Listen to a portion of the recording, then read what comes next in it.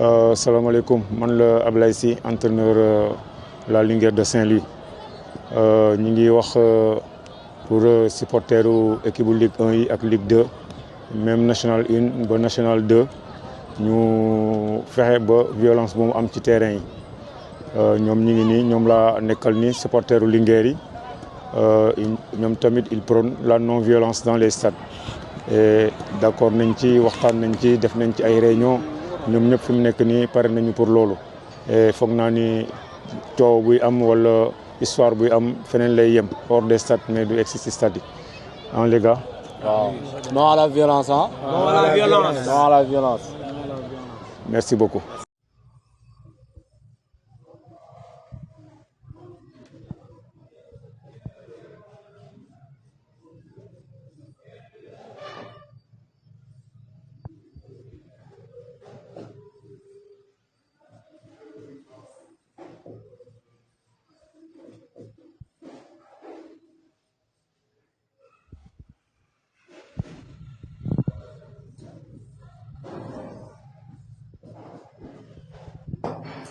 Cheikh Tidiane Dione Thialan AS Bambey.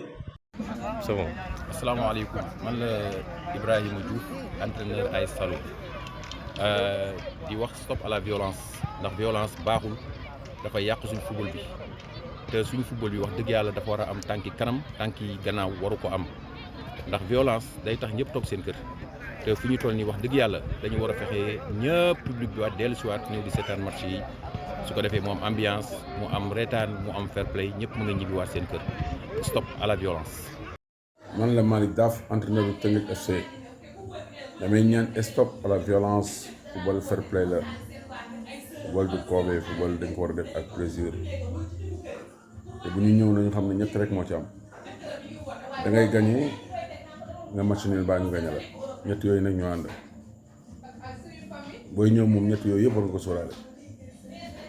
Sénégal nit ñi ñoo bokk ndey ñoo bokk bàyyi Sénégal ñëpp ay mbokk lañu ñu xoolaat toogaay ñu gën a defar jikko yi incha allah ñu xam ne football fair play rek la war a nekk waaw ñu tàppi xool yi bu baax te muñ xam ne tey da ngay gagné suba ñu gagné la gannaaw suba nga gagné loolu rek moo fi am voilà kon nag vraiment on demande stop à la violence vraiment loolu mooy magnifier mooy valoriser mooy jaay suñu football te moo koy yóbbu fu kawe tamit. wax dëgg yàlla parce que Sénégal dépassé na loolu quoi Sénégal am na fu mu tolluwaay boo xam ne Sénégal léegi nekk na ko ci football kon nañu defar suñu football local mu gën a rafet ci comportement ci attitude ci jikko yeeg yëpp vraiment yàlla nañu yàlla defal jàmm salaam ndax jàmm ci la lépp xaj la paix partout la paix dans les stades la paix dans le monde la paix partout loolu mooy àdduna loolu la soxla lu leneen. salaamaaleykum. Souleymane Dieng, plus connu sous le nom de Saleh, entraîneur Walidane FC. Je dirais stop à la violence. Nous les acteurs, que ce soit entraîneurs, joueurs, supporters et officiels, œuvrons pour la bonne marche de notre football. Et la première chose à faire, c'est d'éradiquer complètement la violence dans les stades. Je dis stop, œuvrons pour la paix, pour la bonne marche de notre football. Stop, non à la violence, non à la violence, non à la violence. Salam alaikum, Hassan Faye, coach de Jambar FC. La remarque, c'est que le public revient au stade, dans beaucoup de stades des FS League, et c'est une très bonne chose. Maintenant, venez supporter votre équipe dans le fair play, pas de violence dans les stades, c'est pas ça qui va nous faire avancer. Fair play, fair play, fair play. Nous soutenons le fair play, l'amusement, le jeu dans nos stades, pas de violence. Merci. Bonjour tout le monde, je m'appelle Assad Fall, responsable de l'équipe professionnelle de Dakar Sacré-Cœur. Contribuons tout le monde au développement du football à travers le monde en instaurant le fair play dans tous les stades, non à la violence. Salam alaikum, askanu football. Man maay coach Vieux Moussa Sané, coach Port Autonome de Dakar. Tey ma bëgg a waxtaan ak yéen ci lu ñu boole mooy football. Football dafa war a dajale. Yàlla def na ñuy jouer match yi moom. ku ñëw stade da ngay gagné wala ñu gagné la wala nga def match nul kon képp kuy ñëw war na sóoraale ñett yëpp man nag may entraîneur may woo sama morom entraîneur yëpp ñu fexe ba tamit ñoom seeni comportement jour de match bu weesoo esprit compétition ñu xam ne ñoom mun nañ seen comportement mun na nekk source de violence ñu xool bu baax ni ñuy comporté woo pour mun a yóbbaale ñëpp nga xam ne bu ñu ñëwee stade football moo ñu fa andi ñu football si jàmm ñu bi waat si jàmm ñu ngi gërëm ñëpp. Bonjour à tous, Lamine Diagne, coach de l'OAR Fatick. maa ngi ñaan ñi nga xamante ne ñoo ñëw ci stade yi ñu góorgóorlu ba ni ñuy ñëwee ci jàmm ak salaam bu ñuy ñibbi ñu ñibbi ci jàmm ak salaam te loolu nag liñ ci mën a dimbali mooy ñu góorgóorlu ba violence yi nga xamante ne mooy am ci stade yi ñu jéem ko éviter donc on dit stop à la violence dans les stades yaa ngeen jëf. Je suis Babacar Kane, coach de l'ASC Cambérène en Ligue 1. tey nag ma bëgg a wax ci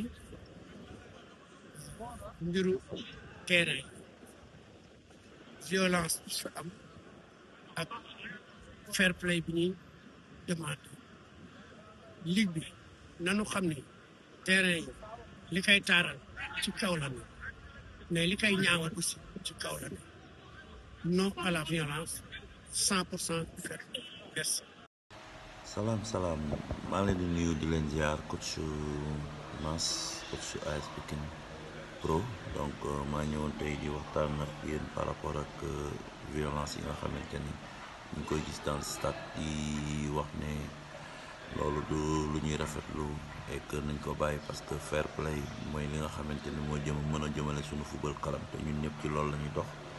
donc di ñaax supporters yeeg ñëpp sympathisants yeeg ñëpp ñi nga xamante ne dañuy ñëw di seetaan si football ñu xam ne football ñett yi moo ci mën a am soit da ngay gagné wala ñu gagné la wala ngeen def match ni ku nekk dem ñibbi ñu bañ a indi violence ci stade yi fair play maximum loolu la ñuy ñaan ñun ñëpp ñu gis ko ci ligue professionnelle ñu nekk ay supporters modèle ay supporters yoo xamante ni voilà ku ci nekk war nga mun a téye sa loxo doom ànd ak moom ñëw seetaan si spectacle voilà ñun loolu la ñuy prôné te loolu lañ bëgg ñëpp dem ci ñun dey Pikine sax xaw nañ ci dox ay jéego parce que pas plus tard que balaa ñu doon recevoir Walidane woo nañ suñuy supporters woo joueurs yi ñu toog ñu waxtaan te gis nañ ci njëriñ bi donc joué nañu ak Walidane zéro violence et que yàlla na continuer et que équipe yëpp jéem a def de même pour que championnat bi gën a attractif merci beaucoup.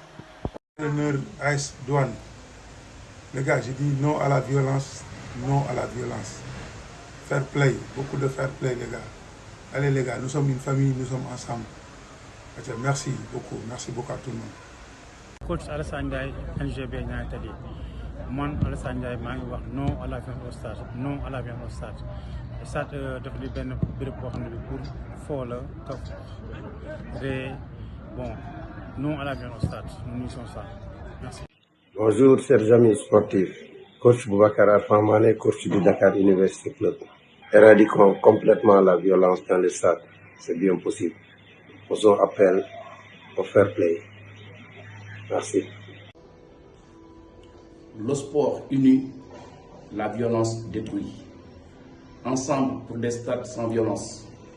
Moussa Diatta, entraîneur de l'AS Ouakam, lance un appel à tous les supporters au fair play et à la non-violence.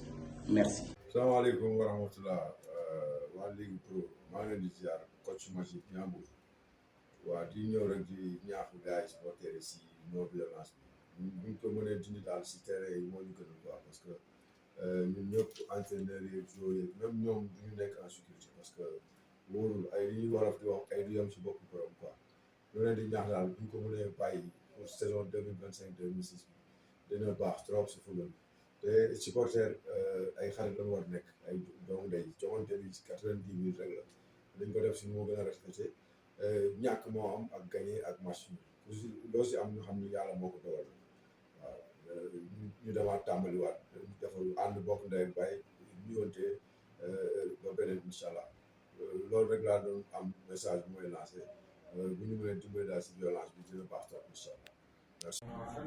waaw salaamaaleykum gars yi coach Bala Casa Sport donc dama ñëwoon ci vidéo bu ndaw bi rek pour appeler à tout le monde halte à la violence dans les stades tey football bi toll na fenn foo xam ni violence amu fa place donc ñun ñëpp tous les dimanches dañuy ñëw pour bëggal nit ñi donc après yàlla mooy dogal ku gagné tey suba di nga ñàkk gannaaw suba di nga match nul donc nag lépp lu mun di am daal ñu xam ni suñu borom bi moo koy dogal te ñu bàyyi violence bi ci stade yi je dis non à la violence. salaamaaleykum chers sportifs man la Amadou Diallo coach su Thiès Football Club di lancer waat un appel aux sportifs surtout aux supporters de cesser les violences dans les stades.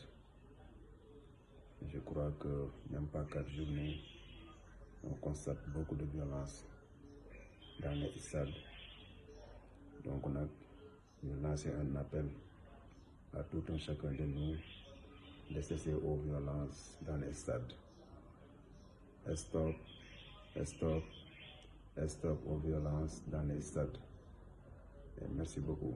Assalamualaikum man le coach Bo Touré entraîneur u Jamono Fatick maa ngi woo ñëpp sportif yi ñi seetaan match yi donc à la non violence dans les stades surtout wax dëgg yàlla ñu du mooy bu baax a baax violence bi parce que àndul ak sport donc je pense que loolu c'est important nit ñi aussi ñi xam ne sport comme ni ñuy wax rek football gagné la victoire mbaa match nul donc même bu doxul da ngay xam ni bu beneen yoonante mën naa dox donc nit ñëpp doxee noonu xam ne football bi ak loolu ñoo ànd donc violence amu ci place donc dañuy ñaan yàlla wax dëgg yàlla nit ñi mun a déglu ñu bu baax a baax par rapport li ñuy lancé message bi ñuy lancé mu nekk un championnat avec 0 violence.